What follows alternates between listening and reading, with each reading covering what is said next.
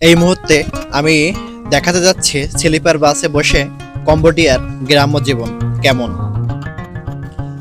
কম্বোডিয়ার গ্রামগুলোতে পা রাখলেই প্রথমে চোখে পড়বে তাদের কাঠের তৈরি ঘরবাড়ি। কম্বোডিয়ার গ্রাম্য জীবন অত্যন্ত শান্ত, সহজ সরল এবং প্রাকৃতিক সৌন্দর্যের ভরপুর। কম্বোডিয়ার বেশিরভাগ গ্রামে তাদের বাড়িগুলো কাঠের তৈরি এবং খুঁটির ওপর নির্মিত হয়। এর প্রধান কারণ হলো বর্ষাকালে বন্যার হাত থেকে রক্ষা পাওয়া এবং গরমের সময় নিচ দিয়ে বাতাস চলাচলের ব্যবস্থা রাখা।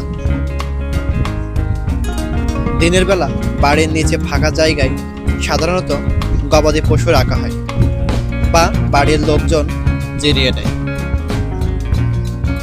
কম্বোডিয়ার গ্রামের মানুষের প্রধান জীবিকা হলো কৃষিকাজ।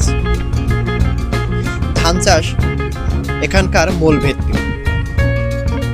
বিস্তীর্ণ সবুজ ধানের ক্ষেত এবং সারিবদ্ধ তাল গাছ কম্বোডিয়ার গ্রাম্য দৃশ্যের একটা বড় সিগনেচার। কম্বোডিয়া শহরটি বা কম্বোডিয়া যে দেশটা, এটা অধিকাংশ বাংলাদেশের মতোই যেন একই রকম, কত সুন্দর প্রাকৃতিক দৃশ্য নিয়ে গঠিত।